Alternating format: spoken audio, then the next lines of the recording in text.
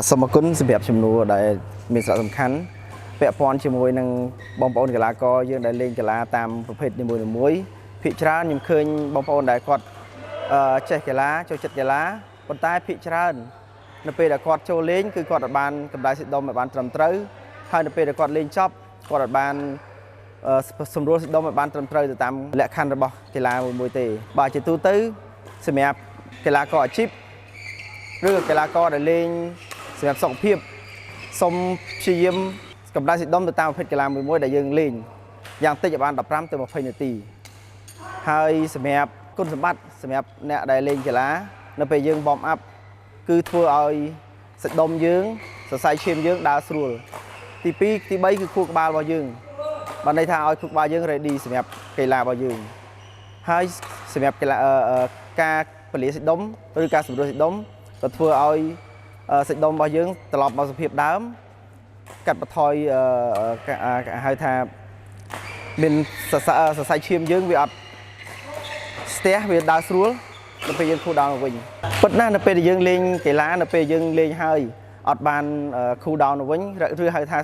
បន្ធូរសាច់ដុំមកវិញវាធ្វើឲ្យយើងទី1ប៉ះពាល់នឹងសាច់ដុំរបស់យើងទី2សន្លាក់ធ្វើឲ្យយើងប៉ះពាល់ដូចគ្នាធ្វើឲ្យយើងឈឺសាច់ដុំធ្វើឲ្យសន្លាក់យើងឈឺអញ្ចឹងភាគច្រើន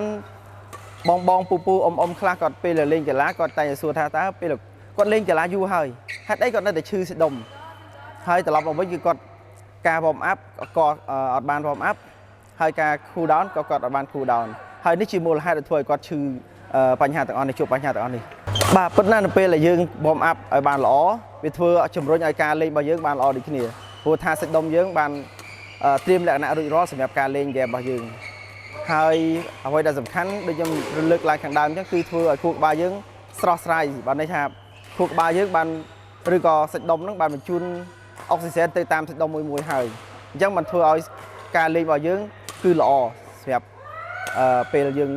ប្រកួតលក្ខណៈហ្គេមមួយហើយ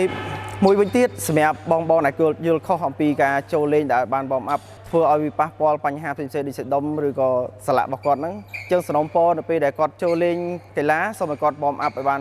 ត្រឹមត្រូវហើយនៅពេលដែលគាត់លេងចប់ក៏សូមឲ្យគាត់សម្រួលសាច់ដុំឲ្យបានត្រឹមត្រូវដូចគ្នាដើម្បីកាត់បន្ថយនៅគ្រោះថ្នាក់ដូចជាបញ្ហាសាច់ដុំសន្លាក់ឬក៏បញ្ហាផ្សេងៗបាទសូមអរគុណ